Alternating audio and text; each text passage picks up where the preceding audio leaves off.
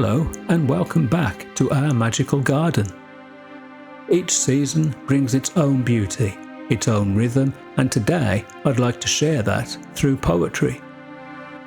As we move from spring's first blossoms to winter's quiet frost, I'll read a poem for each season, a moment to pause, reflect, and see the garden in a new light.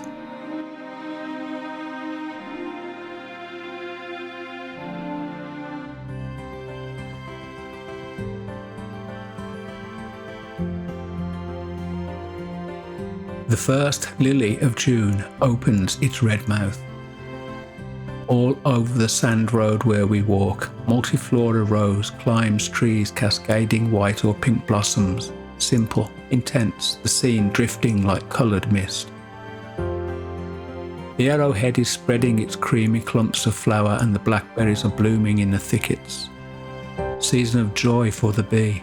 The green will never again be so green, so purely and lushly new, grass lifting its wheaty seed heads into the wind.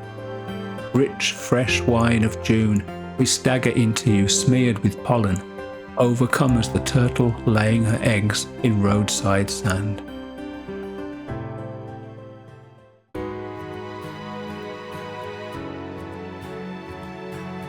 In your extended absence, you permit me use of earth, anticipating some return on investment.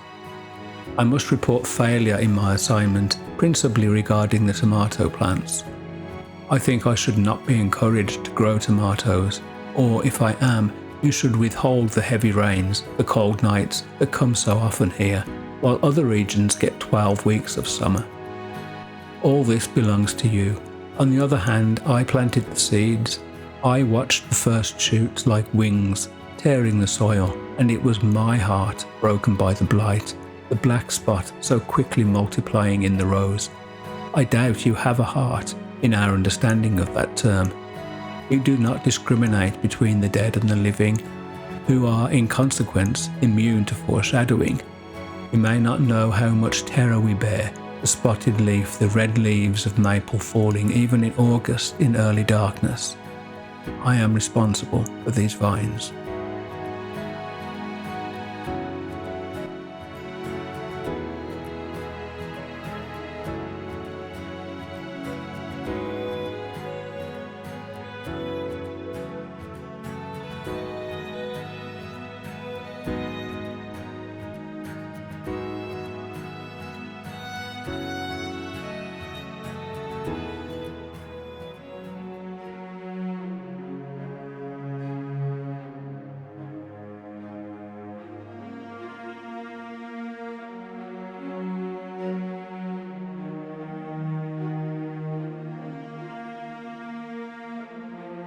Season of mists and mellow fruitfulness, close bosom friend of the maturing sun, conspiring with him how to load and bless with fruit the vines that round the thatch eaves run, to bend with apples mossed cottage trees and fill all fruit with ripeness to the core, to swell the gourd and plump hazel shells with a sweet kernel, to set budding more and still more later flowers for the bees, until they think warm days will never cease, or summer has brimmed their clammy cells.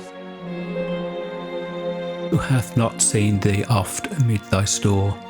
Sometimes whoever seeks abroad may find thee sitting careless on a granary floor, thy hair soft lifted by winnowing wind, or on a half-ribbed furrow sound asleep, drowse with the fume of poppies while thy hook spares the neck swath and all its twisted flowers. And sometimes like a gleaner thou dost keep steady thy louden head across a brook, or by a cider press with patient look thou watchest the last oozings hours by hours. Where are the songs of spring? Aye, where are they? Think not of them, thou hast thy music too, while barred clouds bloom the soft dying day, and touch the stubble plains with rosy hue.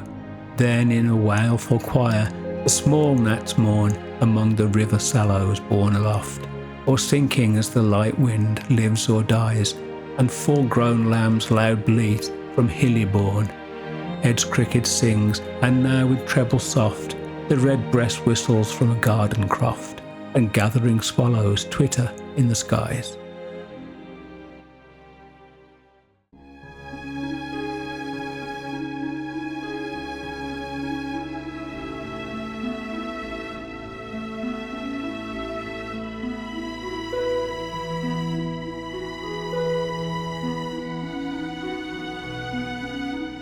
In winter, all the singing is in the tops of the trees, where the windbird, with its white eyes, shoves and pushes among the branches.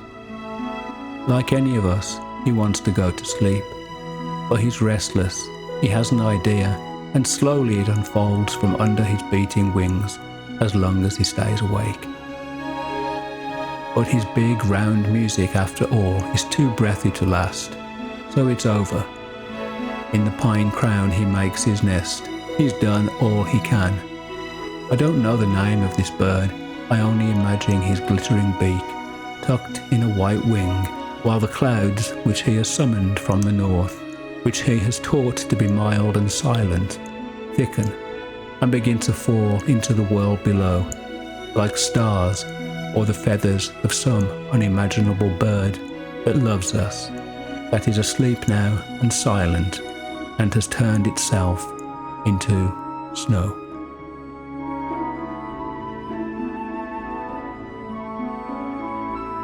Seasons change, the garden shifts, but its poetry never ends.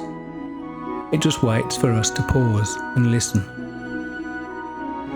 Thank you for spending this time with me today and sharing in these small reflections.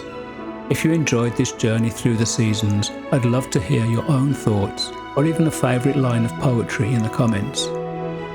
And if you'd like more moments like this, don't forget to subscribe so we can keep exploring the garden together, one season at a time.